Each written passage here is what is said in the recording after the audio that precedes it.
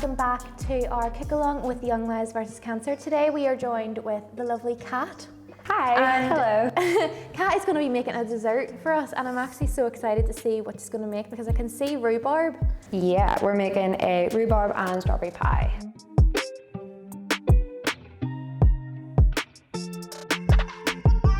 This is going to be awesome. So what are we doing first then? Putting everything that has a colour in the bowl. In the bowl. So, all of your fruit. The important thing about the fruit is that the fruit is very moist, so you need to get rid of quite a lot of the liquid that comes off the fruit. Okay. Whenever you do this one, because strawberry and rhubarb is, whenever you heat it up, it just turns to liquid. Yeah, I'd say it'd be quite mushy, would it be? Yes, very mushy. So like, whenever you're putting this all in, you need to essentially use this before you put it anywhere. So, okay. So you don't end up with a watery pie, essentially. So, Kat, while you're doing that, tell us a little bit about your cancer journey. So what was it that you got diagnosed with? I got diagnosed with a neuroendocrine tumour in my appendix. I went in and I'd been to A&E maybe 3 times within, I want to say, a month. And on the last turn, it was like a week after my birthday, and I went in and they were like, right, we'll take you in, your appendix is swollen, we'll take it out. And I was like, okay, cool. So they took out my appendix and thought that was it, but I had been sick for, I want to say maybe a year. Yeah. And no one could tell me what was wrong with me, so I had no idea what was happening, or I thought, okay, my appendix is gone now, that's me. But then a week later I got a call from my doctor in Ballymena, and she called me and she told me, I need you to come in on Monday. Okay. So I turned up on Monday. She didn't tell me anything about it. There was no like sort of prep or anything I had to do before I got there. I just thought she was gonna say to me about my appendix, you know, and just have a look at it. But she told me that I had a neuroendocrine tumour, so that was that. And then, yeah. So that it all started. And sort of, she told me that day, and then from that day onwards, it was sort of like, because the cancer was so rare in people my age, no one really knew what to do, so I didn't know what to do. Not many people would have had experience with it then? No. It was a really long wait to actually find someone who did have a lot of experience with it, and when they did do that, they ended up deciding on bowel surgery to sort of eradicate the issue, I suppose. But so what are you putting in now? Is that a little bit of It is flour? corn flour, just. Corn flour helps it to just stick together a wee bit rather than like it's the liquid issue again. Oh, so whenever you think of cornstarch, it's just to thicken everything up and make it nice. Especially when this pie is cold, it's a lot nicer than when it's hot out of the oven. Yeah. Because it can be really, really liquidy whenever it's hot out of the oven. So you want to put it into the fridge whenever it's like that. What age were you whenever all this happened? I had just turned 19, I think, whenever this had all happened. So I'd turned 19, I'd got a tattoo, and I'd went away for my birthday, and I felt horrible the whole time, but you know what you're like, you're sort of just like, you just power on. Just power on, because nobody up until that point could tell me what was actually wrong with me, and everybody was telling me it was nothing. So what else can you assume at the end of the day? Yeah, especially whenever people are like professionals are saying you're grand. Yeah, exactly. Like it's always the same. It's always like, you're anemic. You need to eat more meat. You need to go out in the sun more or something like that. So that was. It's like, just because I'm pale doesn't mean anything. It doesn't mean I'm dying. In this case, maybe I am. Yeah.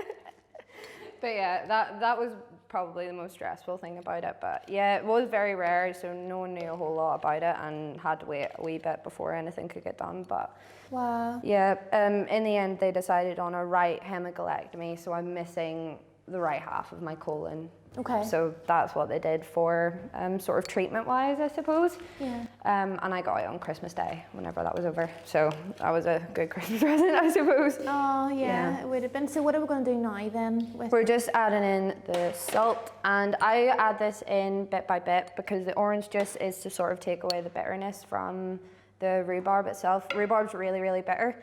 And strawberries do help it, but the orange just gives it a tiny little bit more but I only add it in a bit by bit, and then I do the cornstarch as well.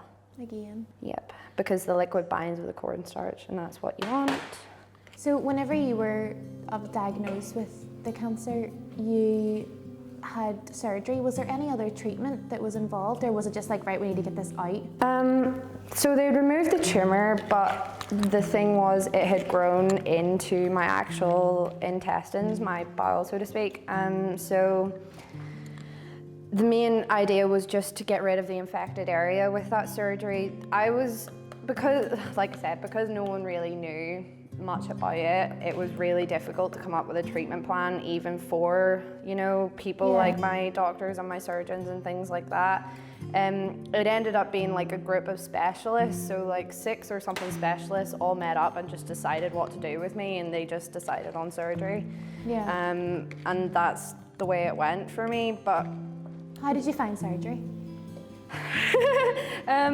I love asking people this question. I was the youngest in my ward, so I was really, really young, surrounded by old people. But they brought Santa to see me because I was the youngest person in the ward. That's so sweet. It was very, very, very cute. But you could tell that I was the youngest there.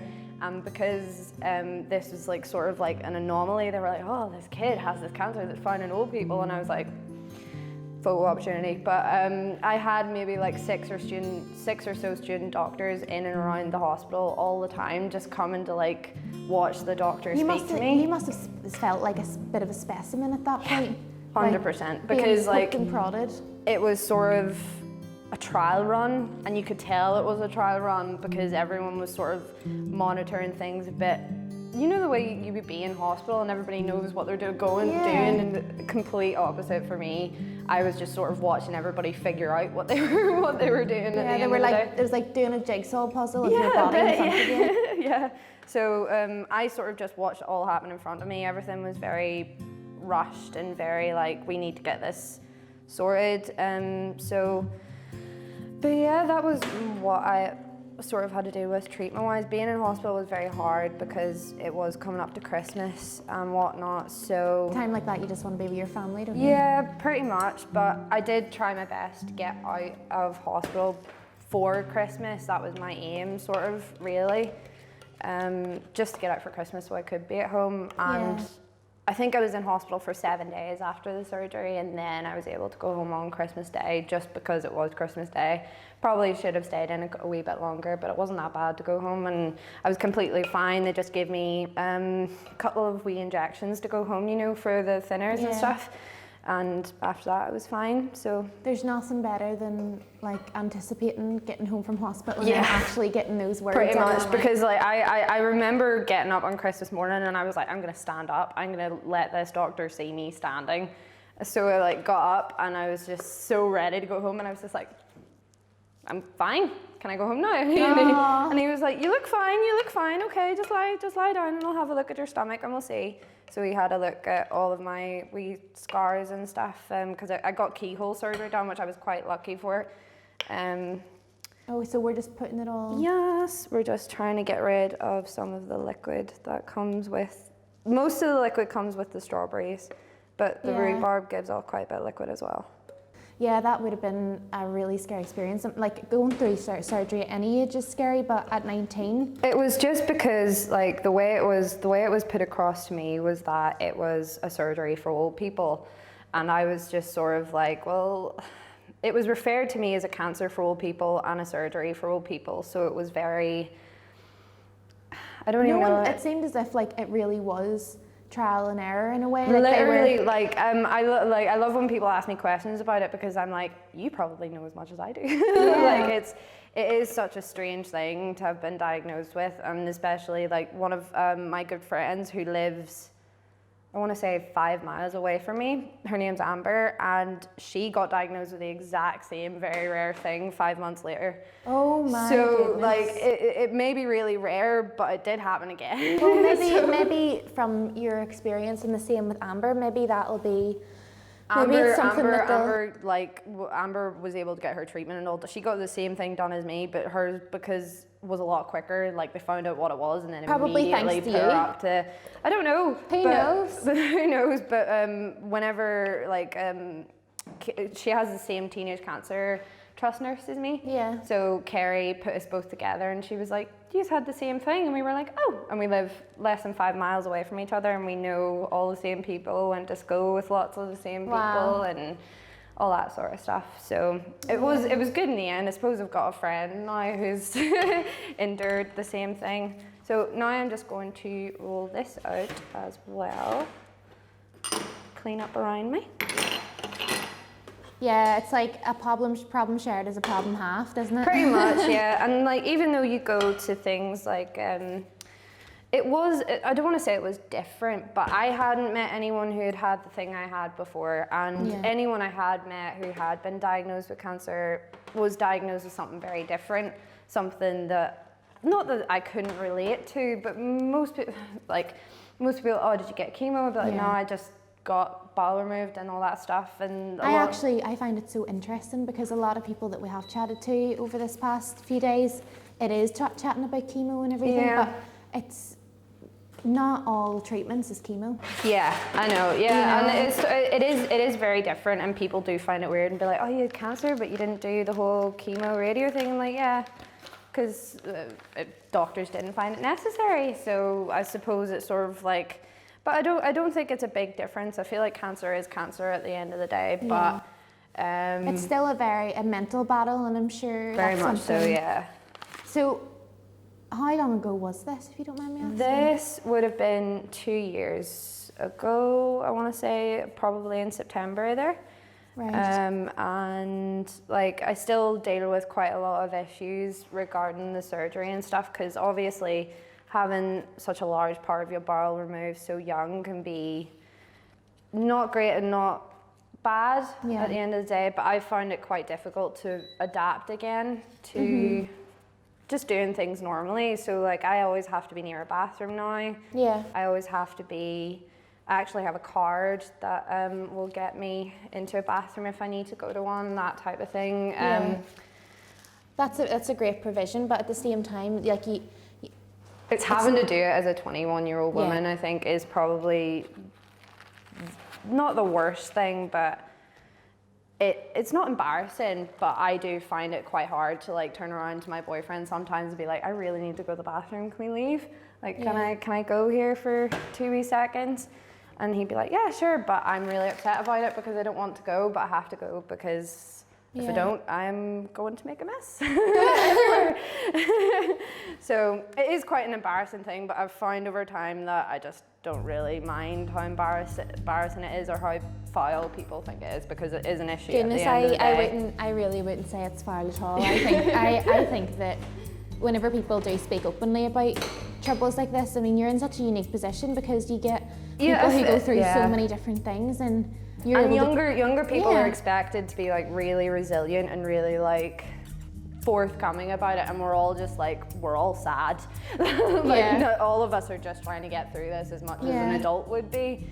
So I feel like even though I was a young person diagnosed with something that is usually in older people and all that stuff, it did make my life more difficult, and it did change a lot of things, and it changed a lot of the way I would think about things usually. So at the end of the day, I suppose it was a good thing that I learned so much about myself, but I now have to deal with an issue now for probably the majority of my life, but it's better than suffering, I suppose. Yeah, and it's great as well because you're in a very great position to help others as well who don't know what to do, and they can sort of look at you and be like, well, Kat did it, I can do it. You know, and I think people, whenever you get diagnosed with cancer, it's very much like, oh, it's like one in a million chance, like I can't believe this has happened to me. And I'm sure that thought went through your head as well. Yeah. It's like, 100%. Yeah, like I sort of sat and my mum said to me, the first thing she said to me was like, only you. Like only you in this world would this happen to. And because it was a rare cancer, it made it even funnier because it was such a rare cancer as well. And she was just like it's so impossible that this would even happen to you or anyone else. And I'm just like, I know. But it's not about luck at the end of the day. It's just anyone's likely to have it, and 1 in every 2 people in their lives will have cancer at some point. So I think loads of people need to be way more aware of it in younger people as well. Because we just got it out of the way earlier. We just got it out of the way earlier. Some people don't deal with it until they're a lot older. Some people deal with it when they're younger. Some people get it as kids. It's all just a matter of perspective, but it is no one's special. Everyone's subjected to it, I think, at some point in their life, whether it be with a relative or elsewhere. Do you mind if I have a knife? Let me get one for you here.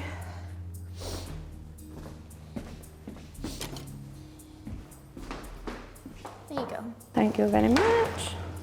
Now, do you pop the rhubarb I and will strawberries once in, I or? make this just a wee bit thicker. I think I probably should have rolled it out like into a ball before I put it in the pan just. So I'm gonna flour it up a wee bit more.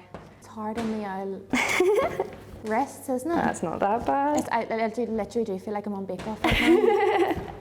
You see them throwing the bread and all around the tent. I love it though. I just love baking shows and stuff. It's probably one of my favorite. Like throughout lockdown, we've just been binging cooking shows and baking shows. Same.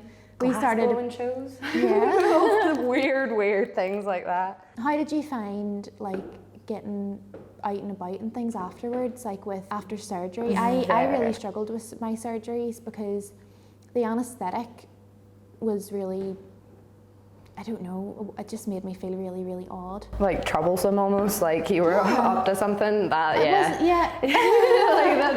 I took this on purpose. I always felt like after whenever I was going outside, I was like, I shouldn't be outside. I know. I feel wrong. I feel like I shouldn't be out here. This is really, really strange. How long was your surgery? Did it take long?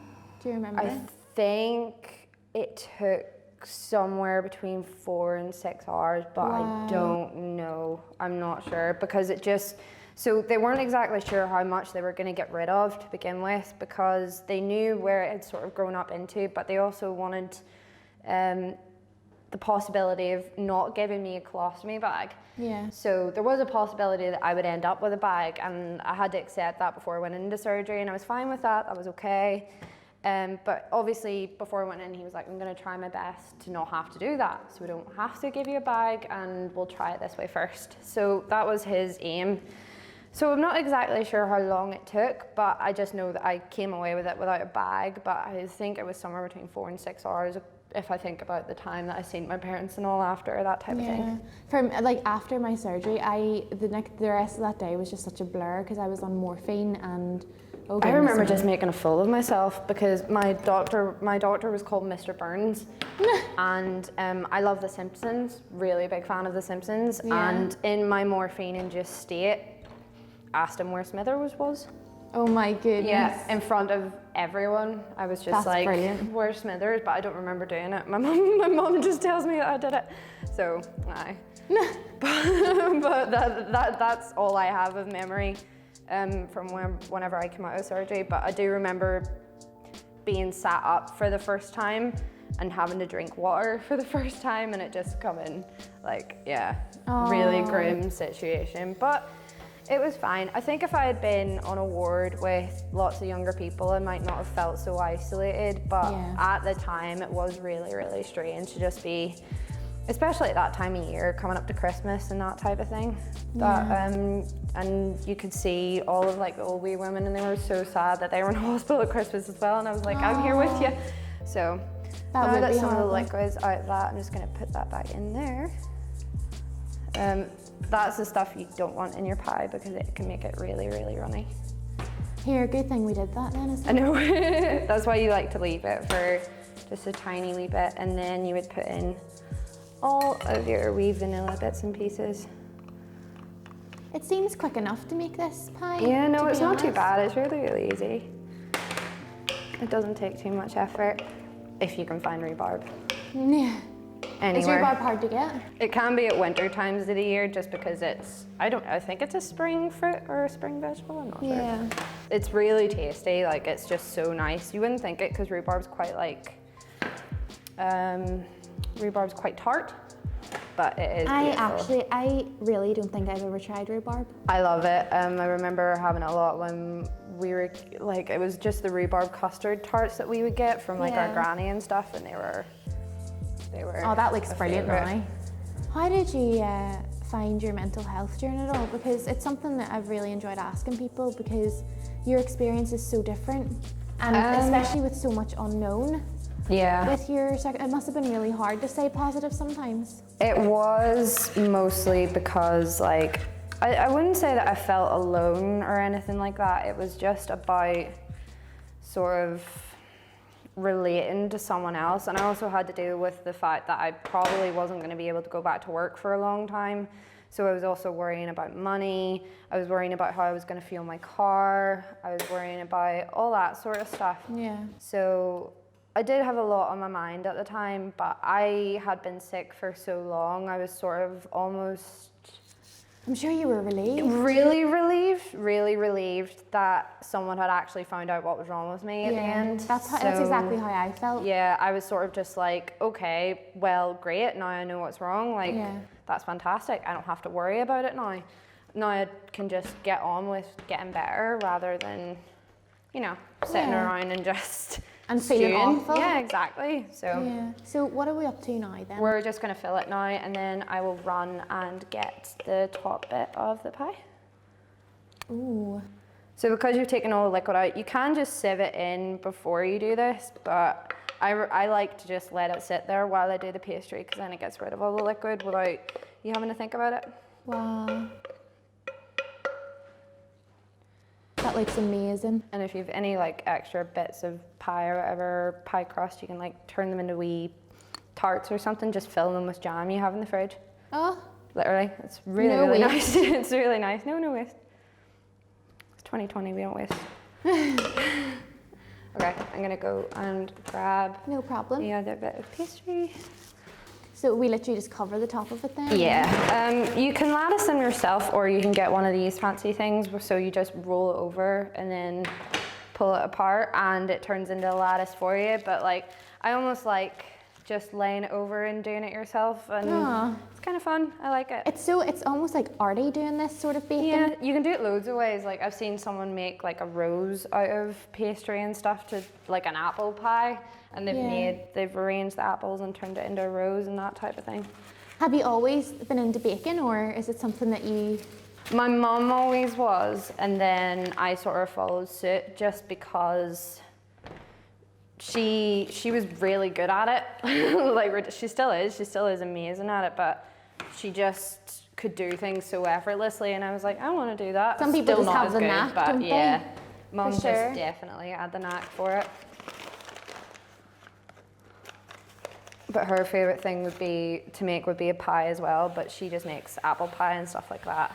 Do you know, I used to be terrible for this. I'm really bad with eating my fruit and stuff. So Eating just fruit? whenever there was like an apple pie in the fridge, I would eat all the crust. And then my dad would go in to have a slice, and he's like, flip's sake, me has been in the fridge, and genuinely there'd be no crust left in the apple pie. I'd probably still do it today, to be honest. I wouldn't blame you. I like the crust better than anything else. The crust is so good. The crust best. What would, if you had like any advice for anybody who is going through, I know that a lot of people these days I've seen online have to get the, is it colostomy bag?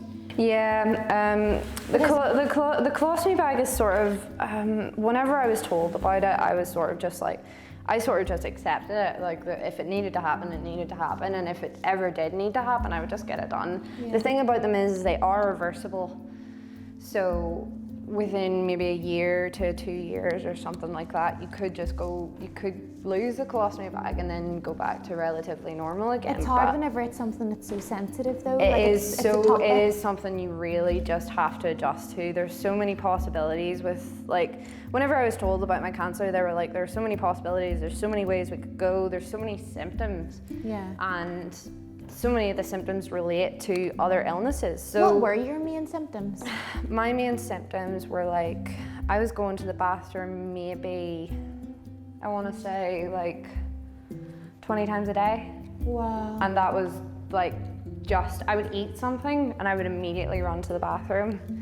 And sometimes that still does happen, but obviously back then it was a lot worse, it was a lot more painful, it was a lot more intense, but like I was working as well. So I would run to the bathroom and everyone would be like, where's she going? And then I'd come back and they'd be like, you were at the bathroom forever. And I'd be like, sorry, back to work now. Like, see you later.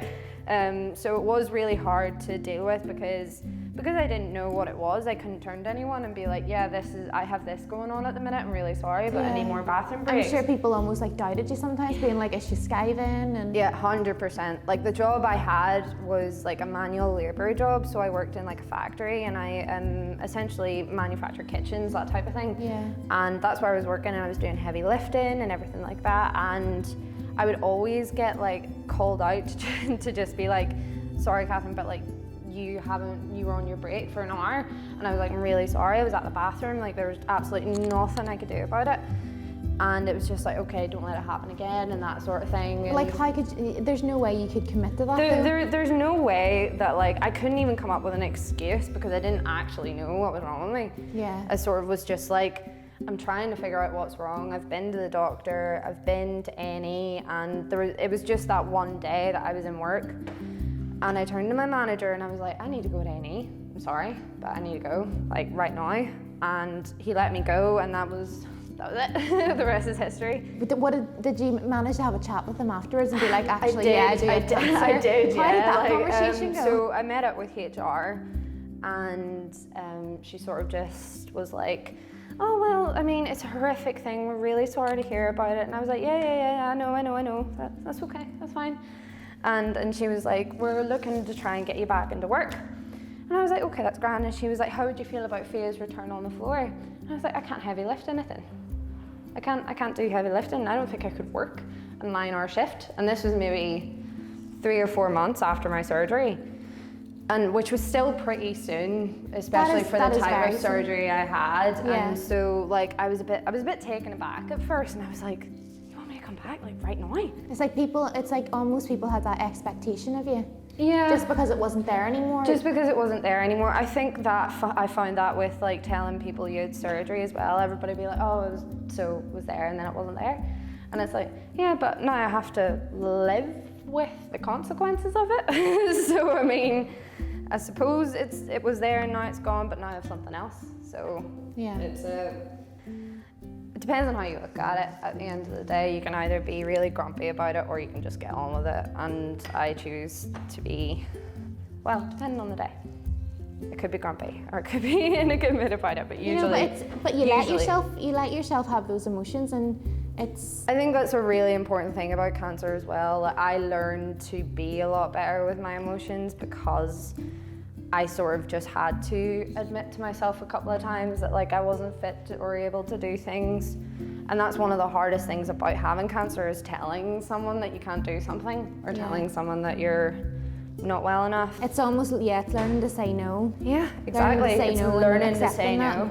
Exactly. Okay, so is that the tough part? Yeah, so we're gonna do the lattice for this, and this is probably my favorite part of the whole thing. So you just cut it up into strips.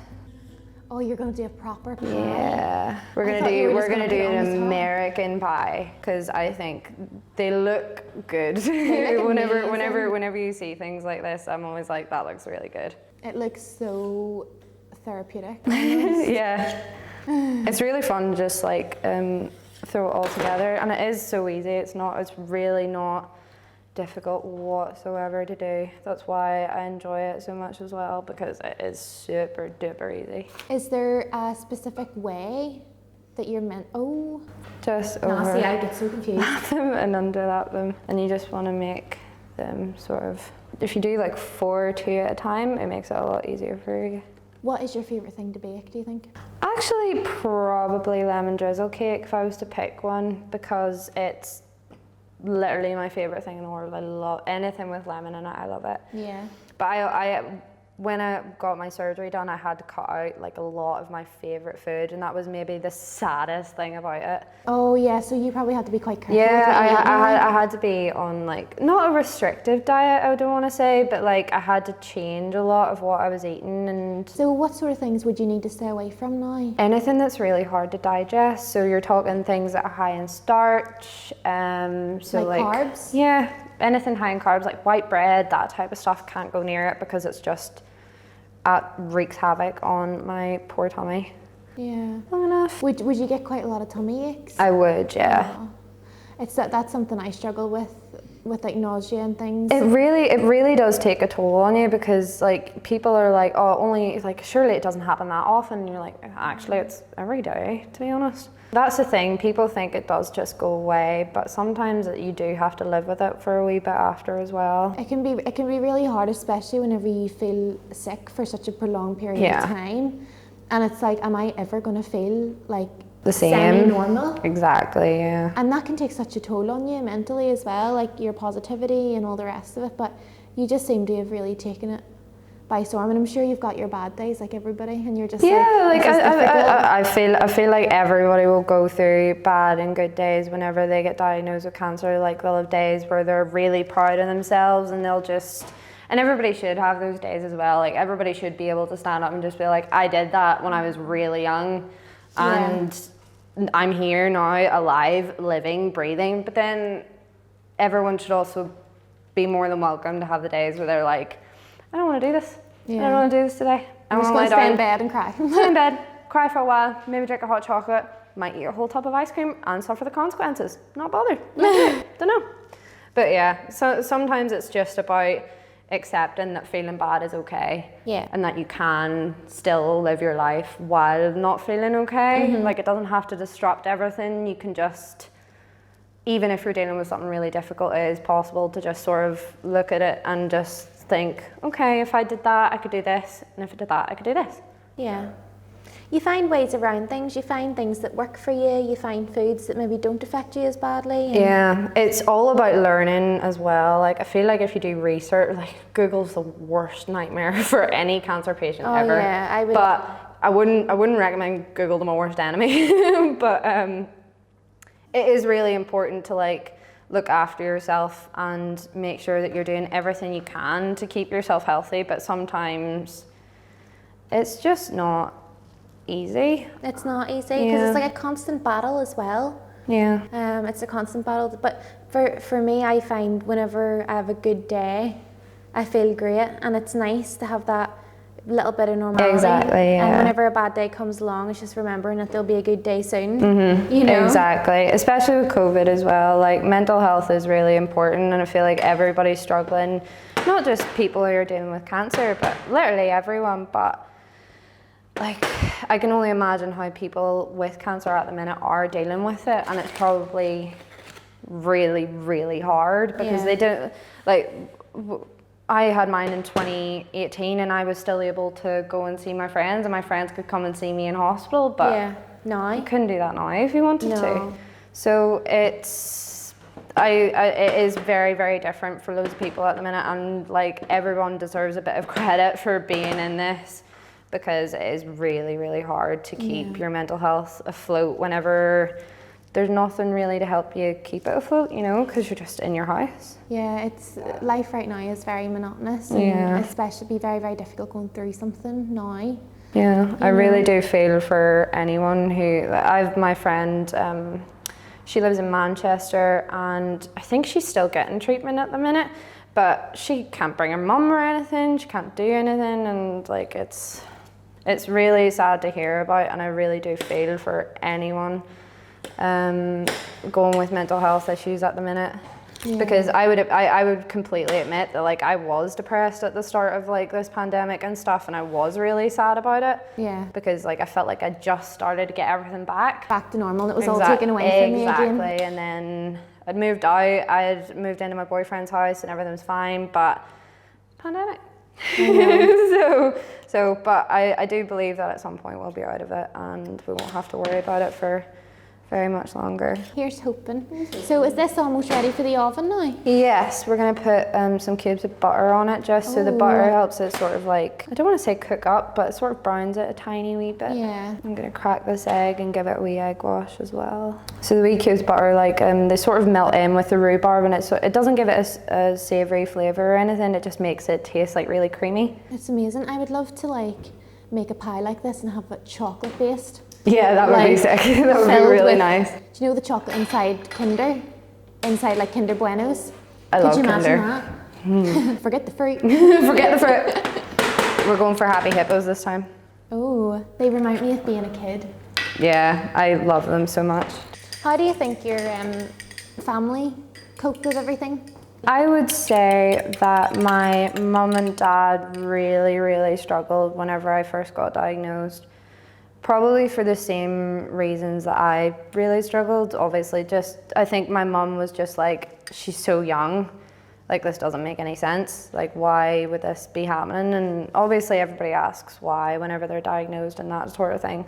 And you should, like everyone will ask why, like why was I diagnosed? And there is no reason, like it's just, you got struck with something horrible and you just have to try and either get through it or whatever else. But mum had had cancer when she, before she had me and my brother. Yeah. So Oh, wow. she sort of felt, she didn't feel responsible, but like she sort of took a lot of it upon herself, and she felt the need to like do a lot.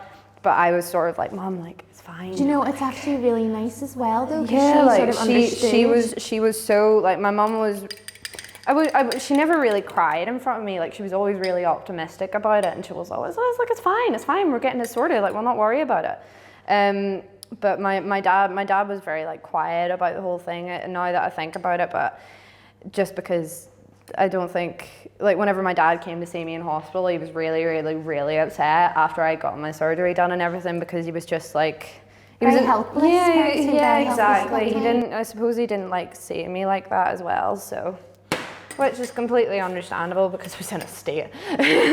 So completely understand. And we're gonna put some almonds on here as well. Oh, wow. Because it adds a nice wee bit of texture to it, because it is quite a mushy pie.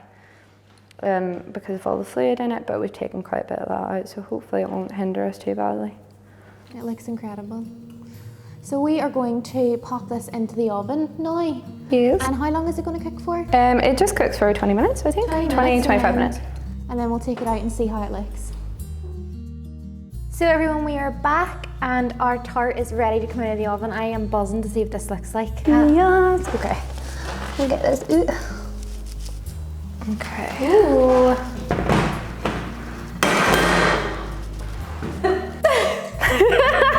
There it is. And we have a strawberry and rhubarb tart.